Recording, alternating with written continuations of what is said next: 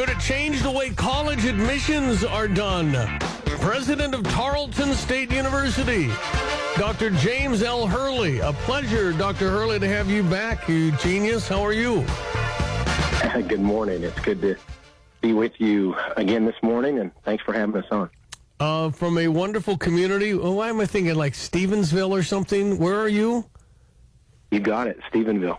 Cowboy capital of the United States. Do you have room for everybody? Because we're all coming to Texas, James. We would love to have you, and we will. And if you come to Stephenville, you have to bring at least 1 to 2 college-age students to enroll at Tarleton. There you go. Well, I'm hearing wonderful things about what you're doing with 13,000 students, 1,400 employees. You manage $185 million. How has COVID changed your life, Dr. Hurley? Oh, well, it's changed all of our lives, right? We from education to private business owners to healthcare workers, right? We've all been in this together since last March, but I think we've done a decent job of navigating through. Our students, we're one of the few institutions, even dating back to last summer, we had face-to-face commencement, and we continue to celebrate the successes of students. We had summer immersion camps. We have 75% of our curriculum is still face-to-face with a blend of hybrid, which was the model before COVID. But we've really tried to continue pushing on and doing the things that college parents and students expect when they send their children to school. Which is what? Which is, college immersion, encountering bumps in the road. And that means you have to have activities, you have to have face-to-face classes and face-to-face labs and all those things that are imperative to the learning experience. You're just an irresponsible administrator, Dr. Hurley. You have no care for life. You don't like human life. You don't like people. Yeah. Just giving you the other side. I've been accused of that a few times. But, so far, so good. We're the fastest growing institution, fourth fastest growing institution in the country this past year. We grew by nearly 1,000 students, and retention was at an all-time high from fall to spring. So, how are you able to speak on your campus? I mean, really, to really speak and have a free speech, have a voice, have, may I say, differing opinions? Because it feels like it's one side, and don't dare wear a red hat. Not a MAGA hat, just a red hat, because that's my trigger. And then I'll need a safe space. How do you deal with all that? Well, what we really try to do is value all students, and we teach our students that regardless if you're Republican or Democrat or independent or none of the above or all of the above, right? We value the fact that you have the ability to speak and speak freely, and that means all. That doesn't mean that the Republicans get an opportunity to shut off the Democrats and vice versa.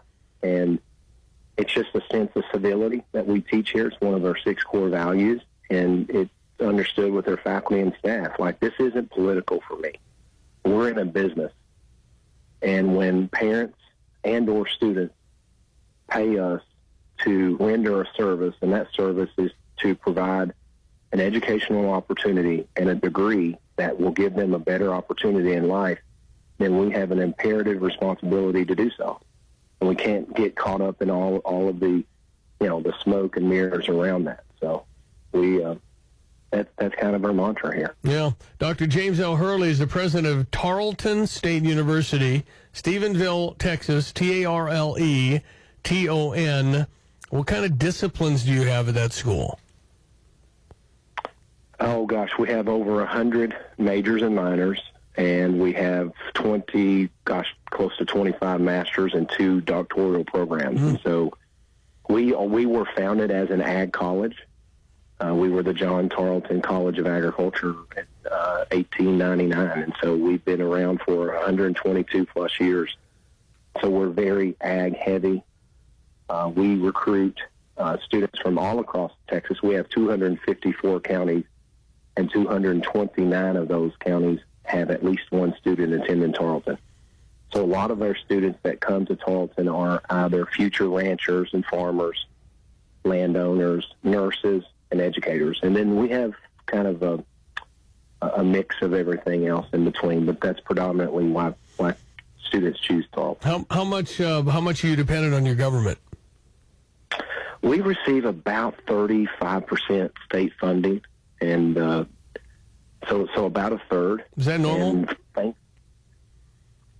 It is in Texas. Now, some states have obviously not had the economic success. I feel like we have a tremendous governor, Governor Greg Abbott, and we've been able to keep our state open and do things a little differently than most other states. We do not have a state income tax, and so, we are very business friendly in the state of Texas and have been for a long time, and we plan on keeping it that way. And so a lot of businesses that are moving to Texas certainly helps high school growth, and high school growth certainly helps the universities and colleges continue to grow. So, all right, last thing, James, let me just ask you the effect of what's happening on your border with Mexico. What effect will that have on your state, Texas? I'm not really sure yet. I mean, we have had a tremendous growth in the Hispanic population in Texas. Certainly, our institution, we're really close to becoming what's called a Hispanic serving institution, which means at least 25% of your student population are Hispanic descent. And so I do think that number will continue to grow. I'm concerned about the safety of those children, from what I gather. Yeah, right. And what I've been reading, because anytime you bring, gosh, I've seen children down to 1 and 2 years old. No, it's awful. Being held, probably against their will. My concern is always, as an educator, what's in the best interest of those kids and those children. So I think we have to figure that out first before we get into the politics of what's right or wrong. Let's just stop for a moment and let's put the needs of children first. And I don't think that the needs of children is prying them away from families or allowing them to get into the hands of people that have no business being around children. Well, I tell you, too, and I don't know how you feel, but I certainly don't care what color anybody is. I don't care where they come from. I ask that they do it legally, and I don't know why that makes me a bigot in these hours. I don't know. Yeah, well, no, I mean, it's what their Constitution was founded on, right? We are an open country, and we're a free country. We should always remain that, as long as we do so the proper way. Again, I go back to we need to have a really hard reset right now, because the things that I'm seeing in Dallas and in other places is really, really concerning, because I don't think we're putting the needs of those children first. Dr. James L. Hurley, how do people connect with Tarleton State University? Yeah, I would love to entertain anyone that would want to consider Tarleton. It's www.tarleton.edu. Tarleton.